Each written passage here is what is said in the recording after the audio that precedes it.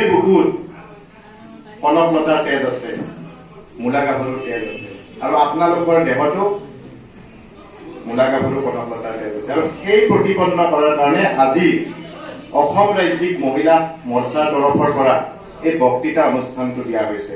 এই বক্তৃতা অনুষ্ঠানটো আচলতে ইয়াত প্ৰতিযোগিতা হিচাপে যদিও দিছে, মানে আপোনালোকৰ উত্তৰোত্তৰ কামনাৰ কাৰণে দিছে, ইয়াতে অকল প্ৰতিযোগিতা বুলি এইটো নলব। আপোনালোকক প্ৰত্যেকজনকে সামাজিকভাৱে প্ৰতিষ্ঠা কৰাৰ কাৰণে এক মানে কি কয় প্ৰেক্ষাপট দিছে এইটো ভাৰতীয় জনতা পাৰ্টী মহিলা মৰ্চাই। কাৰণ প্ৰত্যেকগৰাকী নাৰীয়ে বক্তৃতা দিব পৰা কেপাচিটি আছে, প্ৰত্যেকগৰাকী নাৰীয়ে সমাজক সংগঠিত কৰিব পৰা কেপাচিটি আপোনালোকৰ মাজত আছে। আৰু সেই কেপাচিটি উলিয়াই অনাৰ কাৰণে, কাৰণ আপোনালোকে ঘৰত বহি থাকে চাৰিওজনৰ মাজত, হয়নে নহয়? হয়নে? আপোনালোকে কথা কব জানে, কিন্তু কথা কোৱাৰ কাৰণে আপোনালোকে এটা প্ৰেক্ষাপট নাপায়। পাইছে জানো? কোৱা নাই।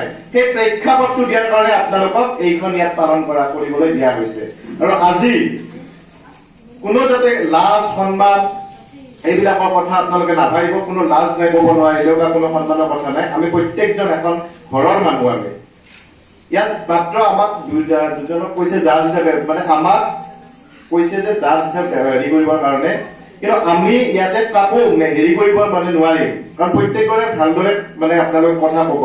তথাপি যিহেতু এইটো প্ৰতিযোগিতা, শেষত নহয় শেষত দুজন বা তিনিজন ৰাখিবই লাগিব বাছি বাছি। সেইটোৰ কাৰণে আমি আগতীয়াকৈ ক্ষমা খুজিছো আপোনালোকৰ পৰা। কাৰণ কিয় প্ৰত্যেকজনে ভালদৰে কব মই জানো, কাৰণ আপোনালোক প্ৰত্যেকজনৰে গাত কনকলতা মূলা গাভৰুৰ তেজ আছে, আৰু প্ৰত্যেকজনে সমাজ সংগঠিত কৰিব পৰা কেপাচিটি আপোনালোকৰ আছে।